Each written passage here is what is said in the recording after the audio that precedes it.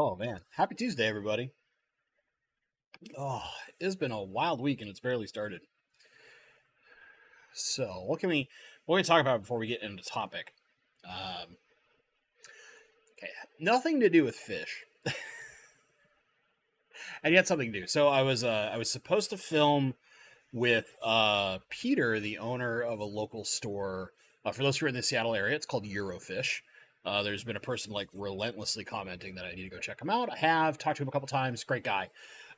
He unfortunately had kind of a family emergency, so our filming that was supposed to happen last week got delayed. But we'll be doing that relatively soon. Probably have like two videos with Peter, I would think. But he has a really cool store, and just I'm looking forward to that because he's brand new. He's got some interesting perspectives and stuff like that. But yeah, it's different, which is nice. Like seeing a different type of local fish store open up that has certain specialties that aren't as prevalent as other stores, I always find very interesting. Second little story is we play catch up, let people get in here before we get into the main topic. Yesterday, I think you all will find this hilarious, right? You all know that I'm in the process of finding a new job. I think I'm pretty dang close. I actually have I have an interview coming up with a VP of a company. And there's another potential one to where I would have to interview with a company's CEO because they're very small. So those are interesting, right? It's very rare that you, in tech at least, a lot of times you're working for big tech, you don't interview with people that high up the chain. I have interviewed with a VP in the past, which is very interesting. So I'm not that daunted by it, but just kind of when those things occur, they're a little more like, okay, I gotta put the true professional on and do that. So anyway, while looking for new employment, just because I've got to keep as many irons in the fire as possible. That's just the way it is in tech. Um, Man, I had quite the day yesterday. So from 8 a.m. my time onward, all day up until about 4:30 in the afternoon is when this finally slowed down. I was getting calls left and right for one job. Now, it's a contract role, and it was an open contract, which means that every contracting firm under the sun was trying to fill this particular role. I did some counting. I responded to 24 different recruiters. And after that point, I just started ignoring the new ones that came in. And after I did the count to see the total number, there was easily 30. 30. All for this one job, the exact same job. And then finally, so this morning, even more. A lot less than yesterday, but just the wild things that happen sometimes when it's like the Wild West of a new role that is, it probably has a high commission for the contract company to land. So everybody under the sun is trying to find people, and it has a very narrow skill set, right? It requires some very specific skills with types of hardware that I'm very fortunate that I'm one of the limited people that have got serious high level work in that kind of hardware. So it was really funny to deal with that nonsensical crazy time. And then finally, we'll give an update on Shantoto. I actually, like 10 minutes before stream started, took her for a short walk. Very tiny, just give her some extra one. She'll get another one basically after stream, but she's doing really good.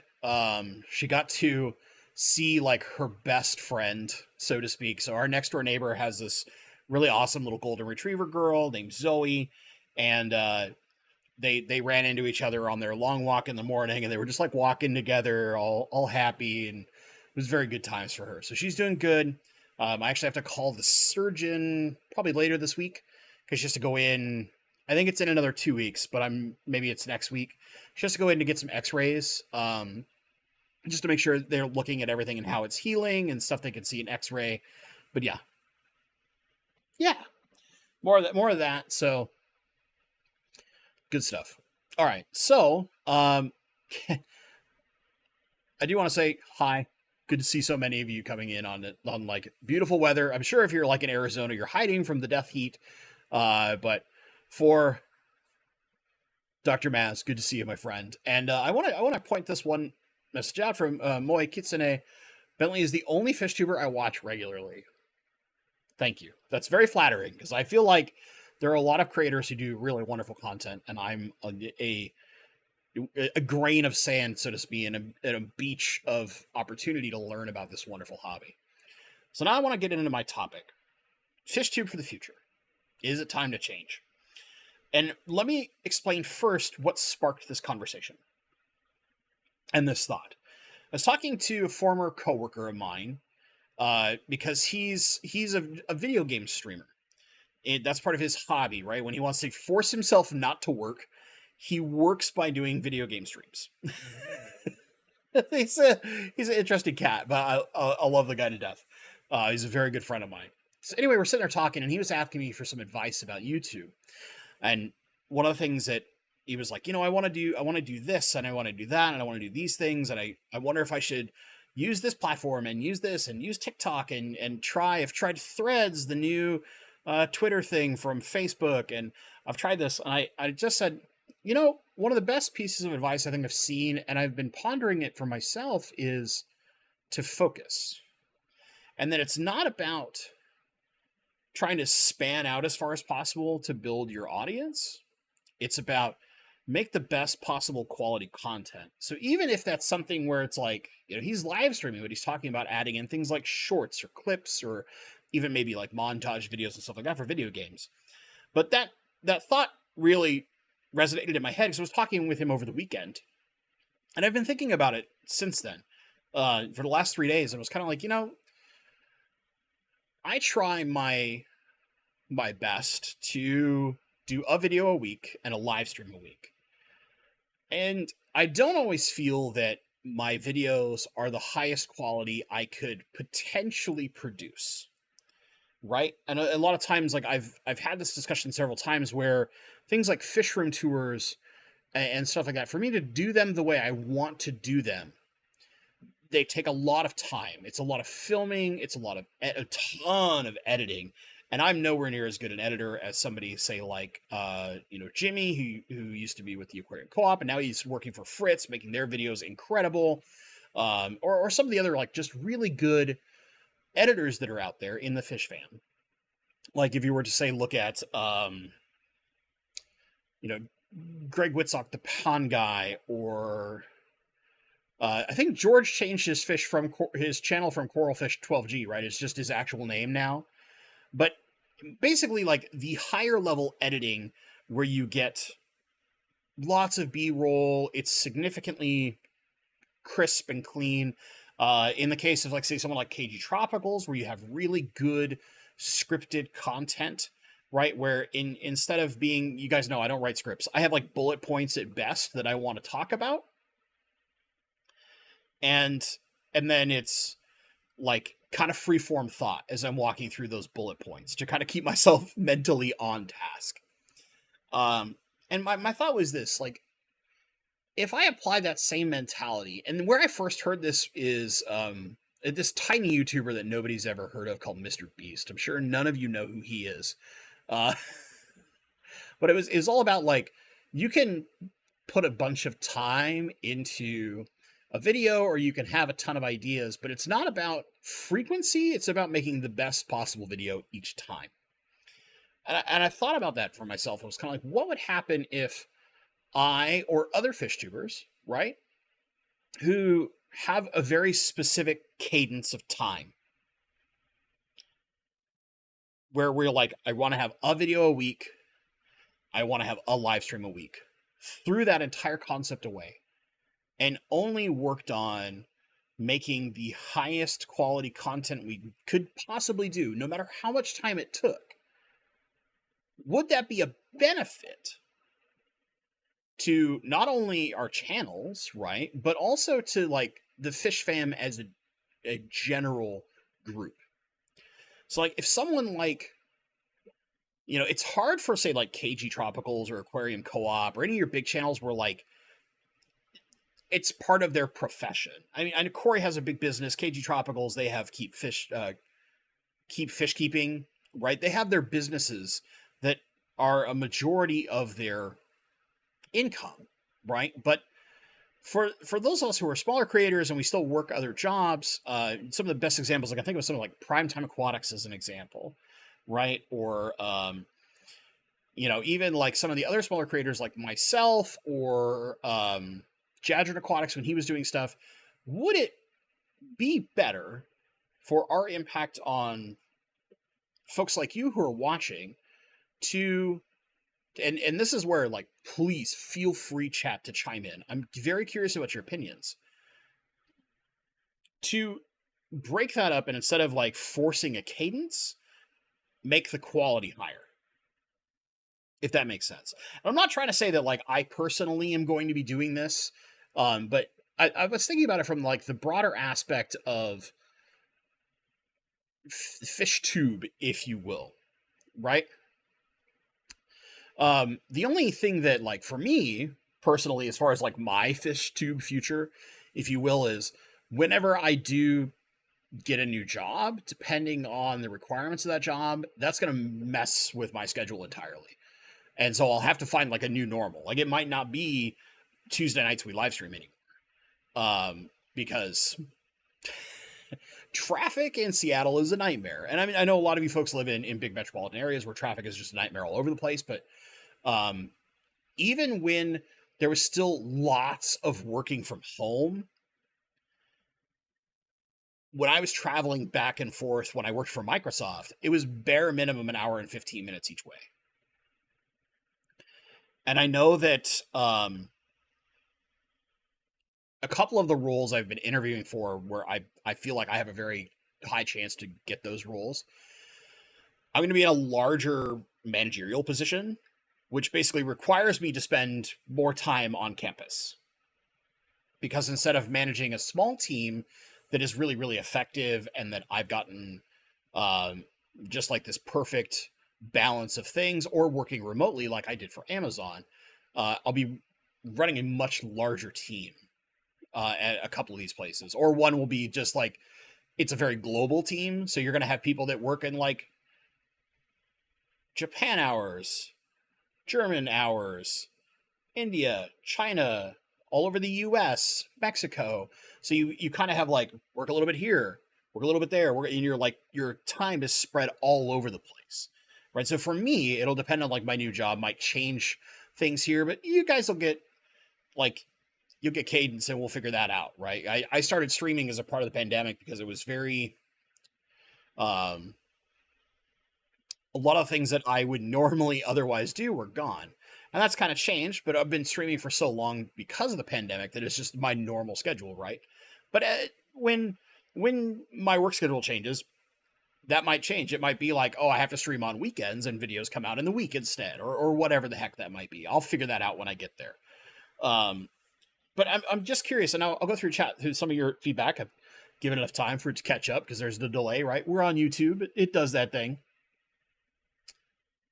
I saw some good ones in here that I want to read as I was glancing. So Ichthy's Aquatics was like, no, keep the weekly videos. People want to watch you. Yeah, and there's that question, like, does... if you break that cadence up, do people watch you less? So if, like, an example, somebody who likes to watch me every week, for example, I don't know what kind of crazy person subjects himself to that kind of torture.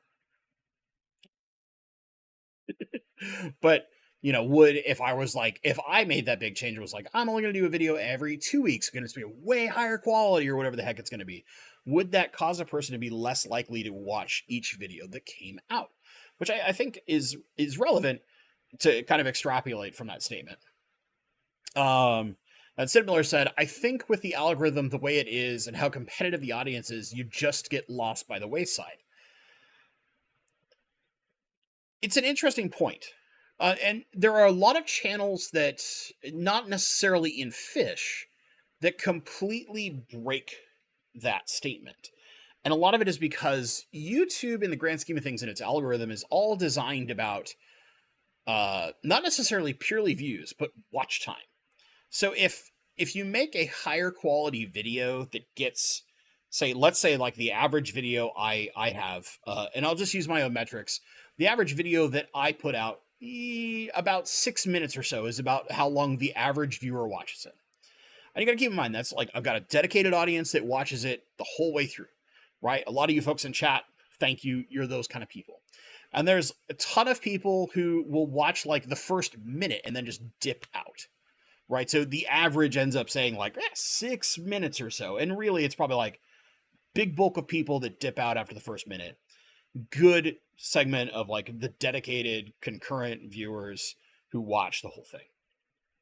But the difference is in YouTube and in the algorithm and stuff like that is if it sees that, okay, Bentley's average video watch time is 6 minutes, and then Bentley does a change, and all of a sudden that jumps up to like 10 to 12, right? That huge spike in overall watch time tells YouTube's algorithm like people are more interested in this content. It will, and then it pushes it to more and more people. And what that's YouTube refers to it as impressions. So like when you show up in search more, or like as a recommended video in people's feed, etc., etc. So there is part of it that if you game that part of the algorithm correctly, and like I mentioned this as a joke before, like the small YouTuber, Mr. Beast, right? He's the one that is like the perfect example of this. Now, granted, his channel is enormous, right? And he's doing things that are like nonsensical as far as the fish world is concerned. But if you look at someone like MD Fish Tanks would be a great example, right? He's figured out a format that drives his inherent watch time quite a bit longer. Not necessarily because the videos are longer, right? But if people are paying more attention, it will inherently drive more traffic to the videos that do come out, even if he wasn't posting as frequently as he does. Now he does post very frequently because it's his job now, right? But that's part of the way where like, yes, that statement is partially true and partially not true. I think with the more dedicated following, folks like all of you in chat, right? I think that would be where you would start seeing some fall off potentially, which would suck, of course. But I think it's interesting, like, to think about this concept, not to say like only for Bentley's channel, right? Is like more like fish creators in general. My thought. Bob Purcell, I would argue better, less frequent content would benefit the hobby, but would the great YouTube algorithm publish less frequent, irregular video posts? Sure. And we kind of touched on that a little bit. It's about, you got to find the right balance, right? There are creators out there in certain spaces that'll put out like one video every 3-4 months, and they get massive views on those videos. There's a channel that I like a lot, but he doesn't post that often, called History Buffs, where they look at films that are historical. So an example would be like the Cleopatra movie, or Gladiator, which isn't necessarily a historical film, but Bridge Over the River Kwai, things like this that are supposed to be parts of actual history, and how they're talking about them and like how accurate they are compared to what actually happened. And he deals with like TV shows and things like that too, like the Rome series and stuff like that. But to me, very interesting, because I love history and you know, pop culture in general. So seeing things that like look at how accurate pop culture references are to history, they just trigger certain things in my brain that I just get really hooked on. I watch that kind of content. But again, guy puts a video out like every 2 to 3 months because they take tons of research and work, but then gets significant viewership on those things. So I think there's a balance, right? You certainly can't be like, well, I'm just lazy, so I'm not going to make a video for a month, and then all of a sudden I'm going to rush a short video out. You would have to continuously have a very high quality bar with good information, right? The Ichthy's Aquatics, they put out good information. I think there's a combination of very good information and a high quality bar and production rate that would give you that balance. Maybe. Who knows? Maybe people would just be like, nah, not interested. I want this to feel like less high quality and more like I'm just hanging out with, in somebody's fish room, which kind of is about what mine's at. Oh man, Rob's Ray TV. Thanks, buddy. I know who you are. I know what you're up to. Gotta talk with said person there. But I appreciate the $5 super chat, man. Hey, Big Daddy. Oh Lord. Oh Lord. No. No. Moy Kitsune, if someone wants to do YouTube as a job instead of a hobby, they're essentially forced by the algorithm to make shorter, more frequent videos. In part, yes. There are some people that can make their long videos less frequently because they drive really high levels of traffic to them. But not all of them, right? I mean, it's certainly hard. Yeah, Ichthyes, I watch you because of your experience in the hobby, not because of your editing. Sure. And my question to you would be this, and this is a broader thought. If I was using my experience still to make informational content, but I could clip it down, and my thought is like, look at my most two recent videos, the UPS video and the surprise fry video. Not that these had really high viewer numbers or anything like that. Not like they went viral, but more just like if I could take what I would normally do in 20 minutes and teach you that same lesson quickly in like 8 to 10 minutes, because I take time to like say write a script, do much more thorough editing and make it clean, concise, and fast with good visuals for those who watch as opposed to just listen when you water change, which honestly I would argue most of my videos are probably best like put me on in the background while you're water changing or trimming plants or whatever, right? But if there was that shift where you're still getting the same information, it's just more compact and digestible,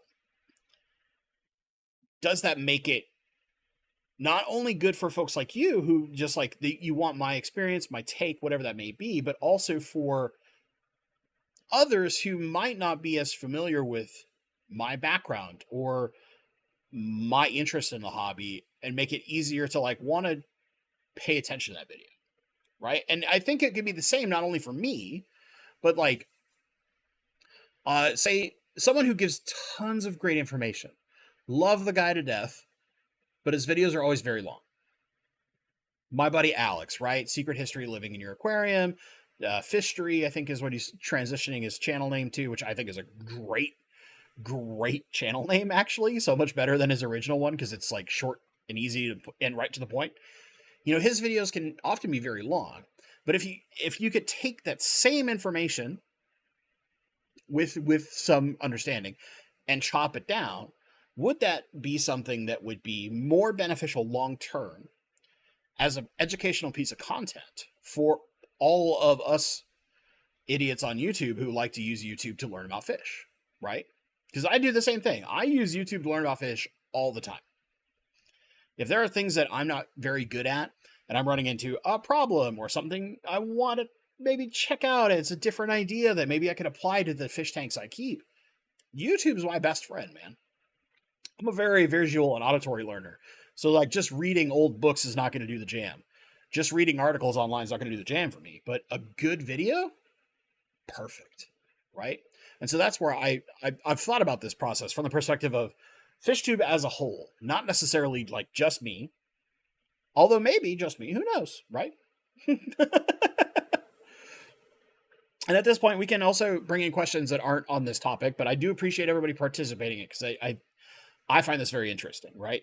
This, like I said, sparked in my head from talking with a friend about non-fish content. Now, I wanted to take that same content and kind of have a conversation like we did last week in the last stream, right? Where it's a very long conversation between all of us here. All of us fish crazy people on the internet. Speaking of outside the topic, JTI Aquatics, what are your thoughts on trimming unruly Anubias roots? Well, it shouldn't be a problem. I mean, you need to leave some structure there because that's what's going to hold it in place. But if visually you don't like how unruly your roots are getting, giving them a trim is fine. Just don't like I would not try to trim it all the way back to the rhizome, right? You want to leave something. So like, let's say this is your rhizome. If you got a root that goes like all the way down here to the top of my mic, yeah, trim it up here. Leave like half an inch to an inch left. And that'll be okay. You got to keep in mind, a lot of these plants store tons of nutrients in their root systems. Now, in the case of Anubias, a lot of it is stored in the rhizome.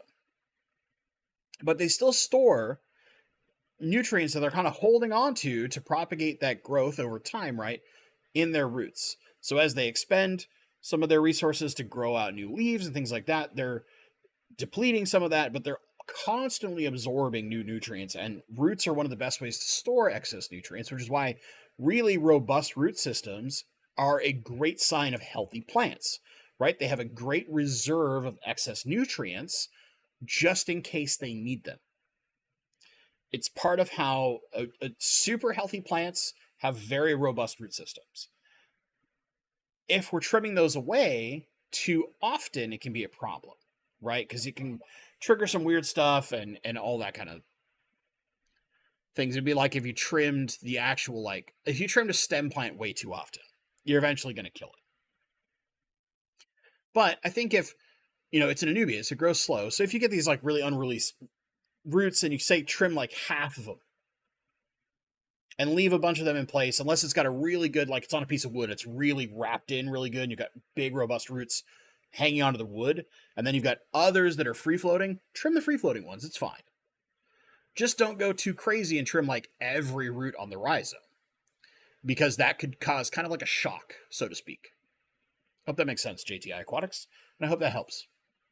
Moik, it's in a hobbyist YouTubers who don't really care about the income or getting the most views upload better quality videos more irregularly. Can upload. We missed that. We missed the word can. That's important. Yeah, I think that's a reasonable statement, right? Like someone like me who I'm not really concerned about like the income side of YouTube. This is part of what makes my fish hobby fun for me. And I have a mental philosophy in life about what I call like the rising tide, right? I want to expand everyone's ability where possible with my experience. I don't care about being like the best X. I would rather be good at something and helped other people get very good at it than like hoard all that information and be like, oh, that's that guy, he's got all those secrets so he won't ever tell anybody. He's so good at this, but he won't tell anybody anything to help them. Right? I hate that mentality. I used to call it in work culture, I used to call it like keeping fiefdoms, right? Where you build your walls up and you wouldn't let information free flow to all the others around you to help them, so that in the case where like you're out sick, somebody can just cover you for a while, right? Some people look at it as like, wait, I'm going to protect my job security. I've always thought that was BS.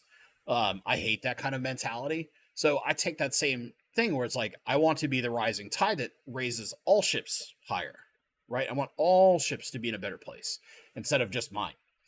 So that's part of why I do YouTube, right? It's fun. I get to share my perspective. I make a little bit of money. I don't make a lot. It certainly helps to do things like if I want to travel to a convention and meet people, right? Part of me going to Keystone Clash, it still costs me money. Like I'm being sponsored, to go out there as a speaker, but it still costs me money to go. So it helps having income from YouTube to fund that and make it be like, oh, this is just part of my YouTube thing. I use, I save up money over several months to afford that trip and do it, right? Perfectly fine with that kind of stuff. But yeah, I think for those who aren't trying to make YouTube a career, maybe that's where it matters more, is that someone who's got a like established career is not really worried about it. They're doing it for their hobby. It's like the hobby to your hobby, so to speak. Then I think maybe that's the right balance, right? Where someone can take this mentality and be like, what if I try to worry less about forcing a cadence and worry more about like, instead of a video a week, I do a video every 2 to 3 weeks, but the quality is just significantly better, right? Maybe that's like the ticket to it. Because I certainly think that somebody who's like Aquarium Co-op, Cage Tropicals, you basically have to have this huge cadence because it's your full-time job, right? But also, you don't have other things distracting you away from that time. So it's just focusing your efforts on the new job. And now it's your job as opposed to your hobby. which would make sense, right? Yeah, Leo209, yeah, keep the weekly videos. Leo just wants to be on a death grind, man. Every day, work. Oh, man. Raphael, your videos and streams always pack a ton of valuable information. Thank you for all the hard work and time to YouTube. Just published my very first vid. Nerve-wracking. Yeah, it can be, dude. The first one's hard. Second one sometimes is even harder. And then they steadily get a little bit easier. And it's a comfort level thing. And then you'll get to a point like, you know, whether it's video 10 or year 1 is complete, whatever it is, and you're like, how do I get better and better? How do I keep upgrading? And now it's like a new challenge, right? You got a new level of like, how do I drive myself even further? You get there, buddy. Don't worry about it. It'll be fun. It's fun. All right, a little jump because I'm definitely behind on time. Or not necessarily time, but chat. English is hard, man. Oh, Greg Jones. Speaking of somebody who I think is kind of living this in some semblance, Greg Jones. High quality content means being an expert on fish, videography, editing, storytelling, acting, casting, etc., etc. It turns into a one-person film production, expensive and time-consuming. It can. My thought was this, more like if you took a concept, right, and you, instead of necessarily casting, right, because you don't have to play characters, you can make informational content that's really quick and clean. I think Fluval, as a channel, does this actually fairly well with a lot of their smaller like species spotlights and things like that. But more just like worrying more about the quality of the content as opposed to the cadence of the content might be the more important thing. Paul Saltero. Paul, you're actually somebody I wanted to talk with before I put that video up, but I just kind of ran out of time. 12 days until the UPS contract expires. I spoke to a friend who knows a lot of like shipping details, and he had mentioned that basically USPS and FedEx combined could not handle a quarter of what UPS is currently doing in packaging, right? In packages being shipped. So a quarter of what UPS currently covers, if you were to take just that much and stack it on top of what FedEx and USPS are already doing, they would not be able to handle it. Because just that increase alone is so much extra oomph on the system, it would be shattering. It was interesting to think about, and I saw a number of comments from people that work for like smaller shipping companies or like transshippers and things like that who work with UPS or are competitors to UPS. And you know, some of them were like, "I'm looking forward to all the extra work," and I was like, "Are you?"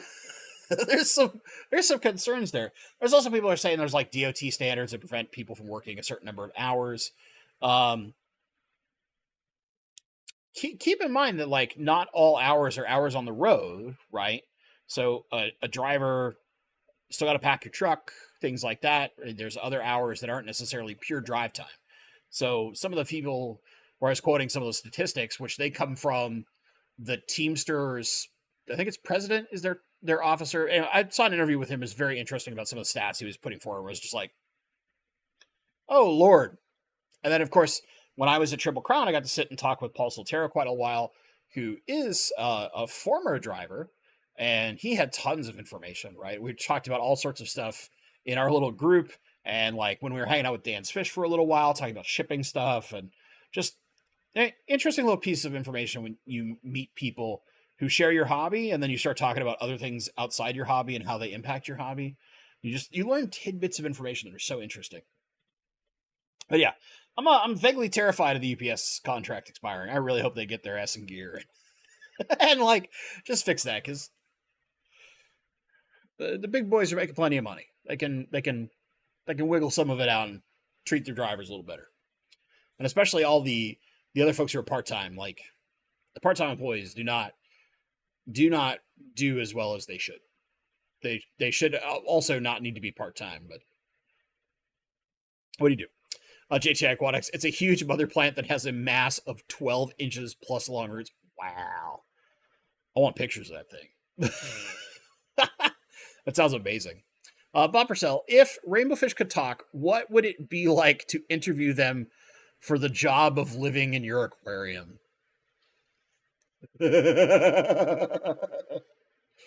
Oh man. Um that's Bob, that is such a weird but interesting question. I think the first thing would just be like, what what what would you expect me to do if you were picking on another fish in the tank too much? Right, because sometimes rainbows can be, especially males, like the more dominant males, can be really territorial, and they'll like constantly shepherd the other males away, and it can be stressful. Um, maybe the other information would be like, all right, let's say you're you're being courted or courting a member of the opposite gender. What plant are you most interested in courting toward? Because that might change the way I build a tank, right? If you were interviewing a fish. Of course, rainbows are dumb. They'd just be like, plant? Food? Water change. These are the things I care about. Rainbows, man, they're dumb. I'd probably get bad answers, but it'd be fun. It'd be weird. It'd be the best kind of weird.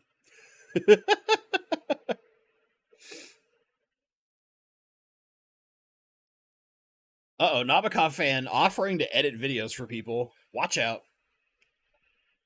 Windows Movie Maker. Man, go get DaVinci Resolve. It's free. Some of the best software out there. It's what I use.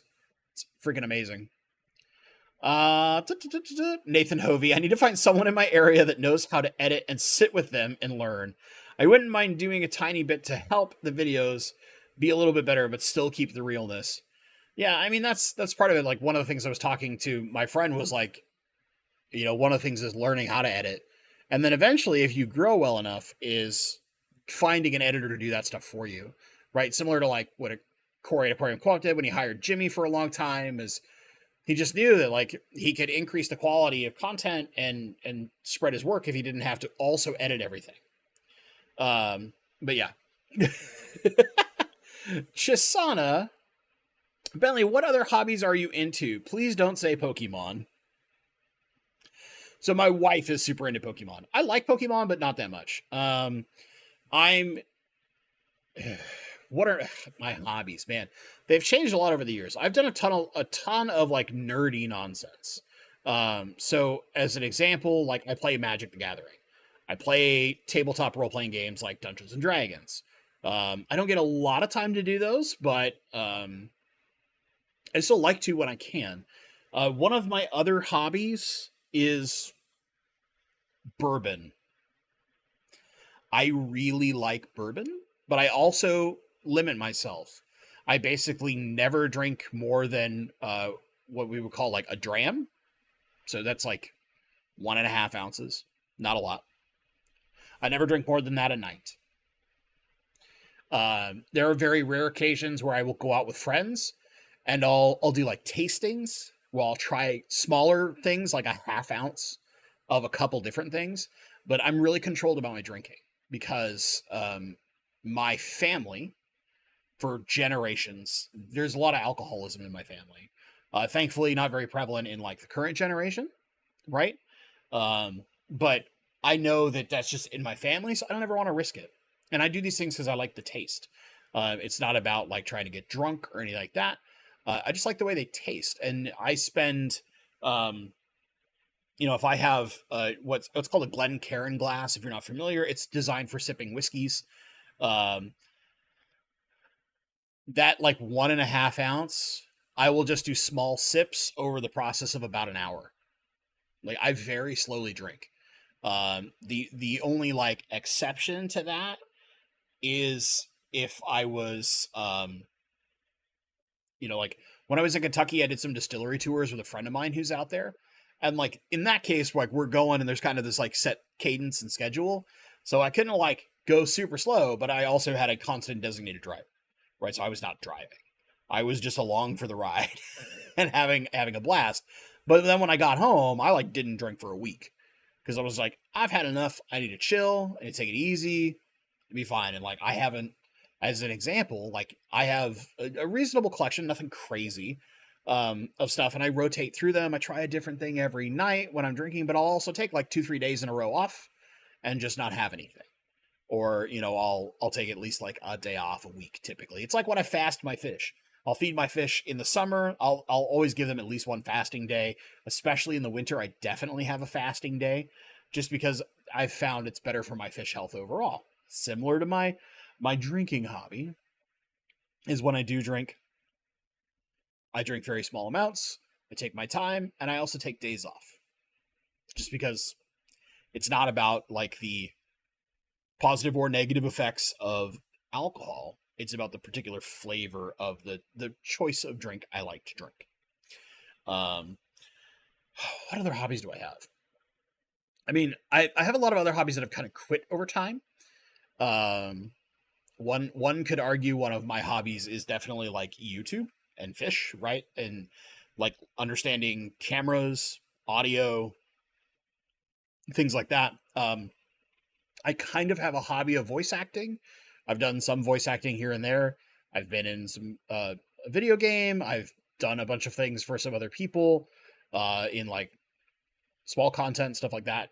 Stuff for my wife for her live stream, as an example. But yeah, that's most of it. Mostly game type stuff. I also love board games, but I just don't really get time to play them anymore. And then of course I play video games, mostly Diablo 4 nowadays, but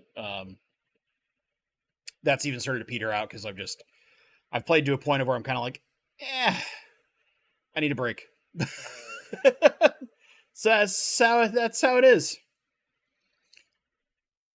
A Nabokov fan. There's plenty of people like me who want to edit videos for people. Enjoy it. Hey man, one of these days I'll work. I'm a tech guy, so like getting files back and forth is actually very easy for me. I've had that established for a while, but yeah, I've always edited all my own stuff because I'm just so used to it at this point. It's my normal cadence. M&C Aquatics. What would cause Popeye in a rainbow? LFS had 2 with it. Most commonly, it's a water quality issue. So rainbows are not particularly susceptible to Popeye.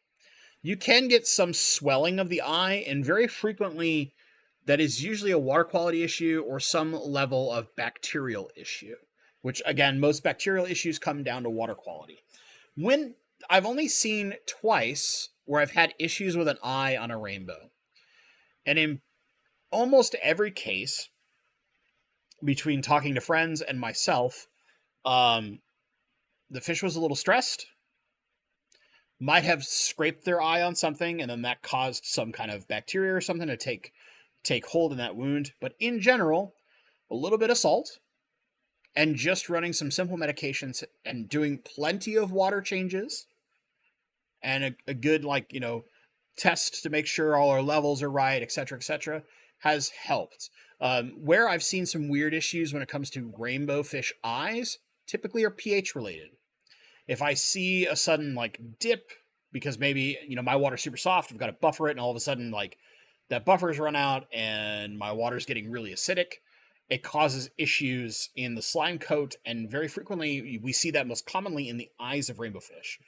Not necessarily Popeye, but it could be Popeye in that case too, because it's causing some form of stress. It's weakening the fish's immune system and immunoresponse, and thus bacteria that are naturally in the water can start negatively impacting the fish. So my first thing would be to look at water quality. Absolutely water quality, and definitely don't buy those fish from the LFS, but I might talk with them and be like, hey, water quality, a touch of salt, and maybe an antibiotic. help them out. Lots of water changes. Rainbows are pretty good about recovering from that, by the way, in my experience. At least I think I've had 3 cases where I've seen some swelling of the eye that it's not like true big pop eye, but it's like kind of the precursor of what we normally assume to be pop eye. And every time that like that course has done well.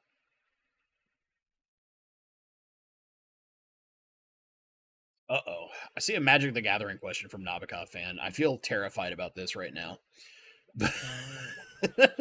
Magic the Gathering has now crossed over with Lord of the Rings. I'm well aware. That seems dangerous for every wallet out there who loves both things. What a great collab. I actually don't think it's a good collab. I don't think any of the Wizards of the Coast collabs are good. I actually think they negatively impact the overall lore of the Magic story. Because yes, it's cool for us nerds to be like, I've got a Magic card that's Frodo or that's the One Ring. But to me, you're already building this incredible universe and world, so much so that like movies are going to be made and TV shows, and there's comics and all sorts of stuff. And there's been novels for Magic the Gathering since way back in the mid 90s, right? And they've kind of stopped doing that, which I think is a shame because a lot of them were actually really good as far as like a fantasy novel is concerned. Certainly not high tier. We're not talking Tolkien level good, but still they were very enjoyable. But now they've done stuff with Warhammer, they've done stuff with Street Fighter, there's probably going to be a My Little Pony thing at some point, there's Transformers. To me, that dilutes the incredible thing about Magic. And it feels more like a cash grab than actually servicing Magic the Gathering and their fans. I'm actually in the process to discuss that because we talked about my hobbies. I'm in the process of cataloging my entire Magic the Gathering collection so I can sell it. I've been so frustrated over the last 7 years now with Wizards of the Coast and their like very blatant, they're just cash grabs. Like there's so many things that are not about serving the player base and taking care of their player base. And they're more about just how can we milk as much money out of people as possible. And that's really disenfranchised me from a game that I've played since its very first set. I've played Magic the Gathering for 30 years. 30 years. And now I'm willing to get rid of it. To me, that says something. Now, are there way more people getting interested in it than ever before? Am I just like an old man screaming at a cloud? Probably. Probably old man screaming at a cloud. Absolutely, the player base has gotten bigger and bigger. And a lot of people are very happy to see these crossovers occur. I'm not. But that's just me. I've got other hobbies. I got fish. Fish is a fun hobby.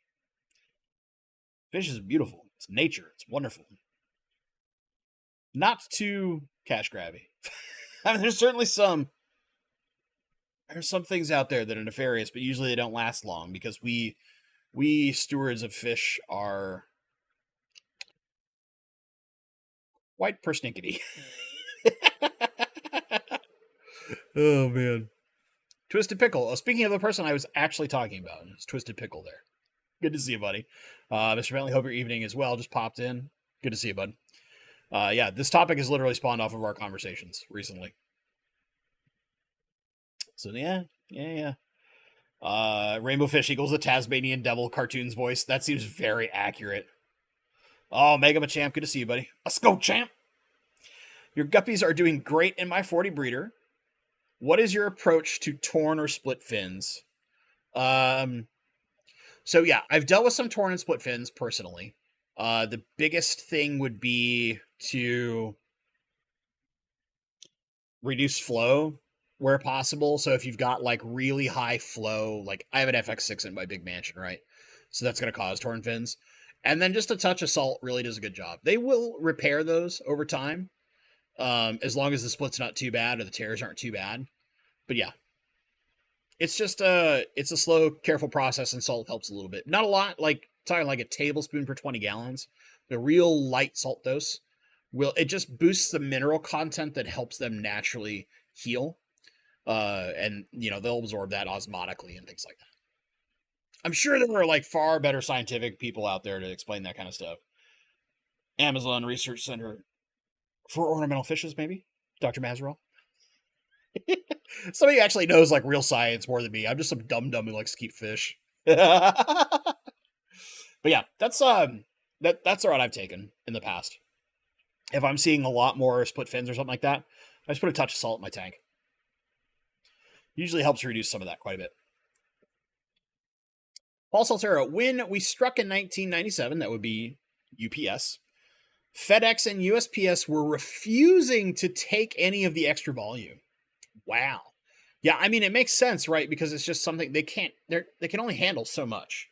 So that doesn't surprise me. But man, I've seen some people saying some strong statements of like, people won't be able to like even survive in X number of months if they strike. And I'm like, God, I don't think it's going to get that extreme.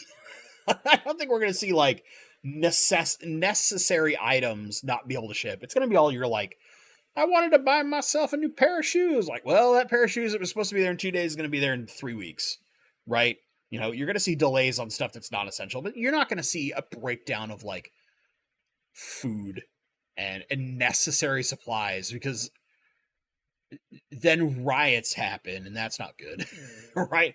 The government won't allow that nonsense. T-Fish, hello. Great information. Any recommendations on how to set up a black water tank with soft water? There's a lot of great information out there. One of the first people that I would encourage you to check out is Tannin Aquatics. I'll actually get you, it's just tanninaquatics.com, but I'll get you a link in chat to make it easy. Tannin Aquatics is a really great resource. The gentleman who owns the company has been doing blackwater tanks for a long time. He actually gave a talk at my local fish club, I think it was like 3 years ago, but just super knowledgeable, super nice. He writes all sorts of blog articles, tons of information there about how to be successful with a blackwater tank. And as Dr. Mazerall is mentioning, that ammonia is not toxic at very low pHs. Now, there's a threshold to that, right? It's not like 6.5 and it's no longer. You have to get quite a bit lower. But basically, the simple process is you're going to add botanicals and usually wood into your softer water to start. And that's going to add a bunch of things that give you that tint naturally. Those are your tannins or humic substances is the more like high level kind of accurate word, because it's not purely tannins. There's other things in there that create that stain effect. But those act as natural antifungals as well. It's part of what allows the Amazon in all its natural glory to be really, really effective for the massive volumes of fish. Also just insane volumes of water, but those humic substances help. They are beneficial. They also help propagate other types of beneficial bacteria and microfauna and flora and things like that that are food sources. But the basics are basically just like some leaf litter or other botanicals, a little bit of wood, have your water naturally soft to begin with, and that'll kind of bring it down and create the environment you're looking for. I would not go and like crazily populate things, right? I mean, you're going to be able to use filtration, but again, if you try to take that pH super low and get very, very acidic, now a lot of the beneficial bacteria that we rely on in a more like normal freshwater aquarium start having trouble surviving. Now, certain fish can live in these environments, and there's other things that occur, et cetera, et cetera. This is the science that's a little over my head. Like I said, I'm just a dum-dum on the internet who really likes fish. But in those cases, what you do is you just lower your fish load. So if you're trying to do like, and you're probably not trying to go crazy. You're not trying to have a pH 4 tank, right? You're probably trying to do like pH 6. And that nice stained kind of tea-looking water with bright-colored fish like beautiful cardinal tetras, or maybe you're going to do like exclamation point rasboras, or emerald green rasboras, whatever, some beautiful small fish that has brilliant color that really shines in that tea-stained water. And you get that cool natural look with those botanicals and wood, and it looks like some kind of like old river in the Amazon or something like that, right? Where you get that cool aesthetic. That I'm into. That is very cool. And that is easy to do without going too crazy. You don't have to go crazy. It's just the simple stuff, right? Keep your water quality high, do your water changes, use your botanicals. You can use things like seed pods. It doesn't have to be purely only almond leaves. There's lots of stuff out there to create that effect and get all the benefits from those humic substances while creating the kind of environment you're shooting for. Just take your time, go slow, don't rush into things. Like anything with any aquarium, patience is your best friend. That'd be my advice for a start. But check out Tandem Aquatics. Dude has tons of information. And if you can, more volume is always good. Always good.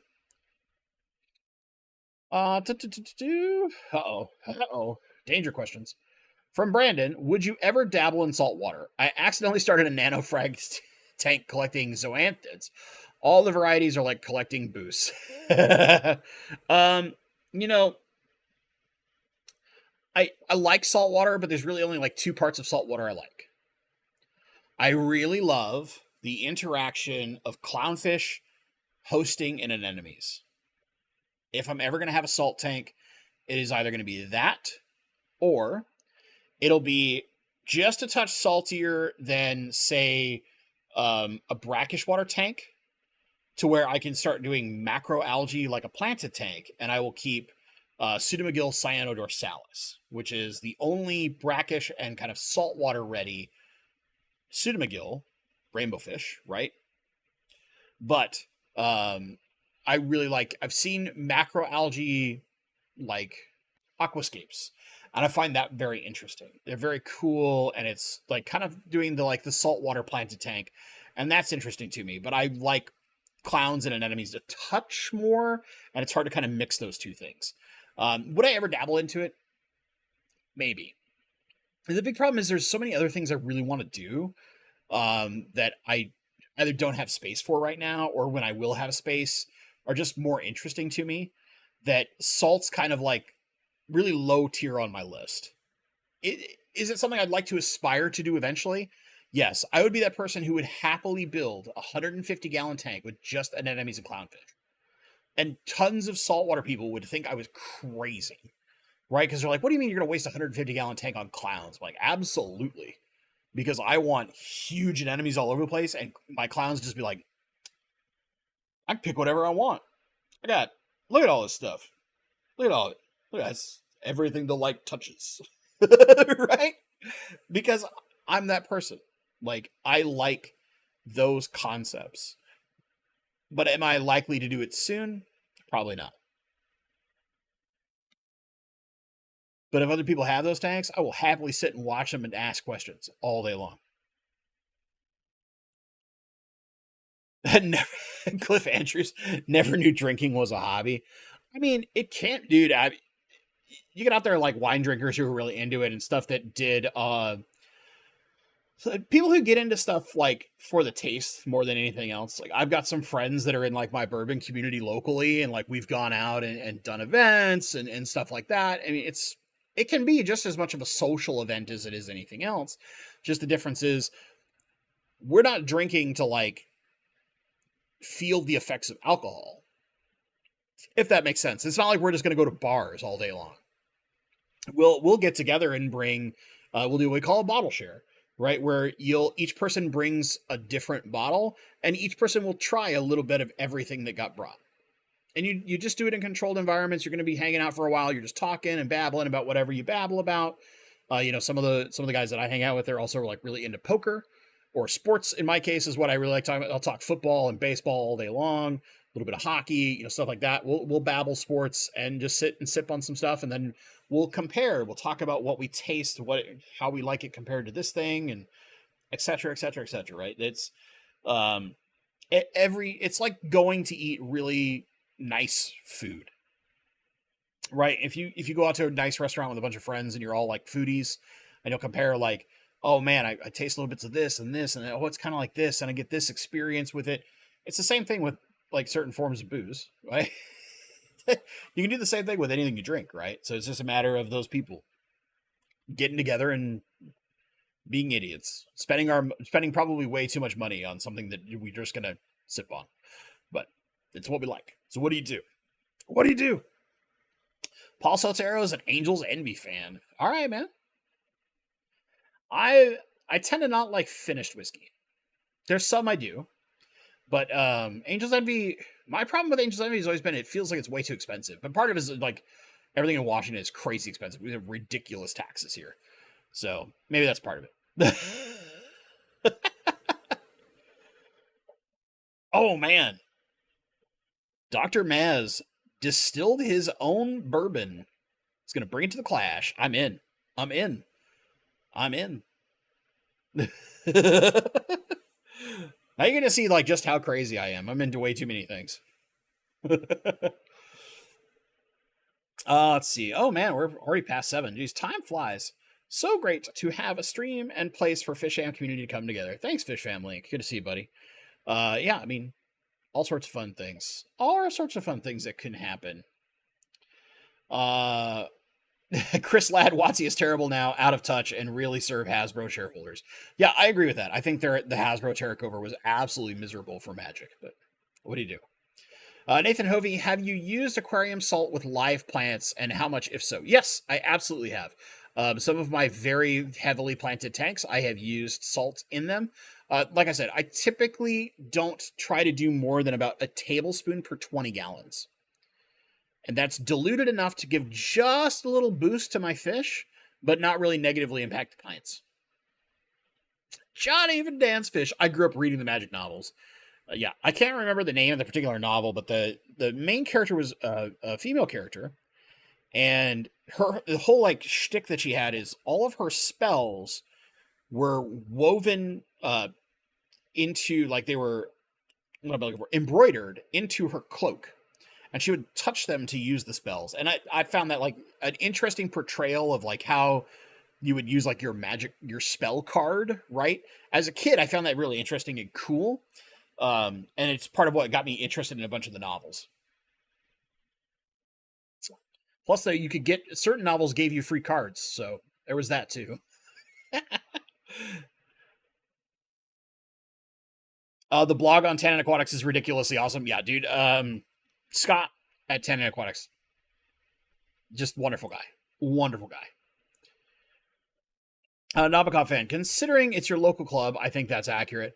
Have you considered doing a video talking about entering AGA, not expecting to win, and the new categories?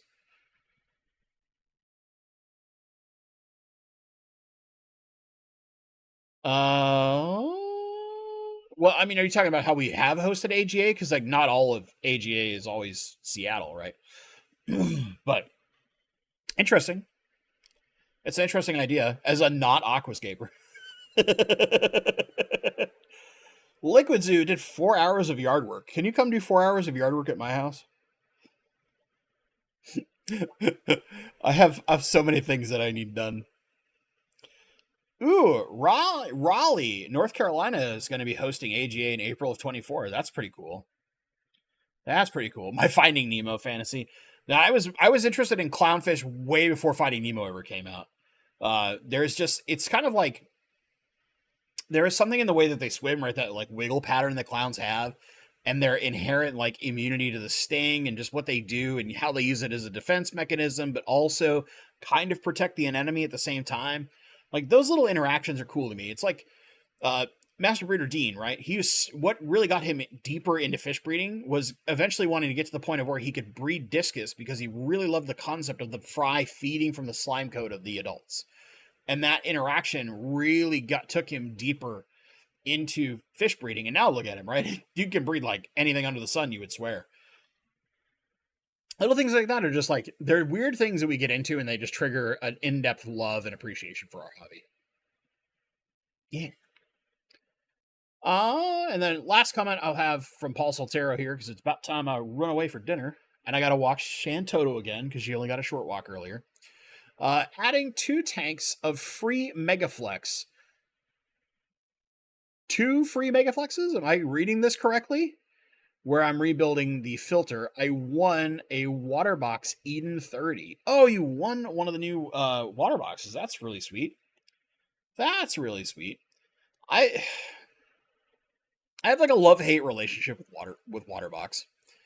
I like a lot of what they're trying to do, but very frequently they cater almost entirely to like saltwater stuff. And so, like, I find myself unable to watch their channel. I think their tanks are cool. And granted, they're low iron, so they're always going to be expensive, and they're glass. Me personally, if I'm going to spend that much money on a tank, I'm probably just going to buy a really high quality acrylic. But man, they're pretty. They're so pretty. And some of their full built systems where it's in a stand, it's all plumbed, it's literally just like connect things and go. I love that concept from the perspective of if somebody wants to put together a really nice tank and it's just ready to go, you just aquascape it or coralscape it or whatever and add your fish and call it a day. I love that part of like what Waterbox is doing. Uh I just they cater so much to saltwater where I'm just like, brain shut off. I used to complain in some of their live streams, like, when are you gonna do like a rainbow fish tank, man? And they're like, oh, that'd be kind of neat. Never happened. It's always this or that. And when they did do a freshwater tank, eventually it was like fake plants. Drove me crazy. Drove me crazy. How dare they? I'm sure they've done better stuff now. That was when they were first like really low. Started their stream with Jess, and I'm trying to remember the other guy at Waterbox. And there's the dude with the beard. I only ever remember Jess's name because I'm so bad with names naturally. But like good people, fun to watch, entertaining. Just so much saltwater that my brain just goes, hey, yeah, can only watch so much. Oh man! All right, gang. I really want to thank everybody for coming out. I really want to thank you guys for participating in the conversation in my kind of topic that spawned off of giving advice to a friend about his gaming channel and how that could potentially apply to not necessarily directly me, but maybe us smaller fish tubers in general. So thank you so much. And for you and the replay crew, if you made it this far, thank you, thank you, thank you. I really appreciate it. I want to hear your comments down below and your thoughts on my crazy topic, or maybe whatever question you might want me to answer for you. As always, guys, thank you so much for watching, and stay awesome.